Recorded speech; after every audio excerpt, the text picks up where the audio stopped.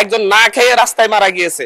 সরকারের কাছ থেকে অনুমোদন নিয়ে বাংলাদেশ থেকে শত শত শ্রমিকদেরকে সেখানে পাঠানো হয়। তাদের একটু কঠোর নজরদারি, মনিটরিং এবং যাচাই বাছাই প্রয়োজন। মাননীয় স্পিকার, প্রবাসীরা আমাদের রেমিটেন্স যোদ্ধা, তারাই আমাদের অর্থনীতিকে সচল রেখেছে।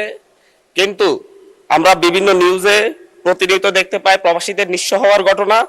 আমি কিছুদিন আগে সৌদি আরব গিয়েছিলাম, সেখানে প্রবাসী শ্রমিকদের সাথে কথা হয়েছে।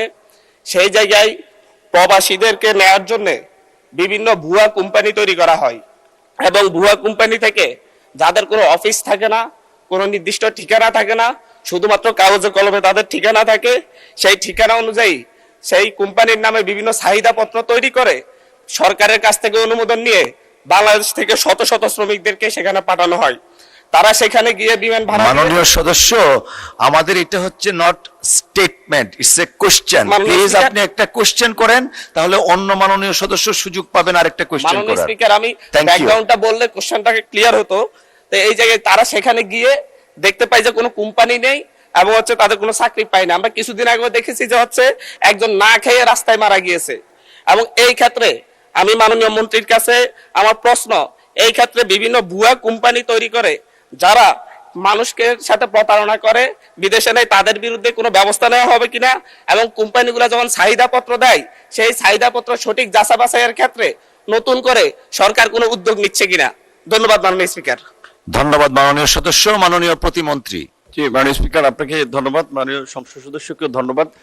তিনি একটি গুরুত্বপূর্ণ বিষয় আমাদের সামনে এনেছেন। এটা সঠিক যে ইদানিং লক্ষ্য করা যাচ্ছে যে বাংলাদেশি, বিশেষ করে যারা দেশের বাইরে যাচ্ছে, তারা অনেকে মিলে কিংবা ওই দেশের মালিক পক্ষের সাথে মিলে একটা নামে মাত্র কোম্পানি খুলে তারপরে এখান থেকে অনেক লোক নিয়ে যায়। দেখা যায় সে কাজ দিতে পারবে না 10 জনকে, লোক নিয়ে যাচ্ছে 100। এখান কিন্তু বিজনেস করতেছে তারা। সো এখন ওইখানে যখন একটা ডিমান্ড লেটার ওখানকার দূতাবাস কর্তৃক সত্যায়িত এখানে জমা দেয়, তখন কিন্তু আমরা এটা ধরে নেই যে ওখানকার এমবাসি যাচাই বাছাই করেছে।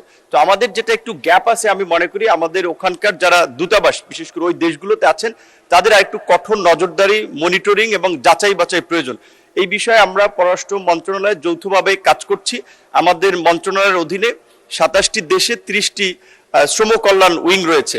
এখানে যে জনবল এবং প্রকৃত অর্থে তাদেরকে যে ফিনান্সিয়াল সাপোর্ট দেওয়া হয়, সেটা এই কাজের জন্য যথেষ্ট নয়। আমরা এই বাজেটে সরকারের কাছে বরাদ্দ চেয়েছি আমাদের মন্ত্রণালয়ের লোকবল বাড়ানোর পাশাপাশি আমাদের পররাষ্ট্র মন্ত্রণালয়ের মাধ্যমে আমাদের রেগুলার ডিপ্লোমেসির পাশাপাশি মাইগ্রেশন ডিপ্লোমেসিকে আমরা গুরুত্ব দিচ্ছি। আশা করি আমরা কিছু এখানে প্রতিকারমূলক ব্যবস্থা ভবিষ্যতে নিতে পারবো।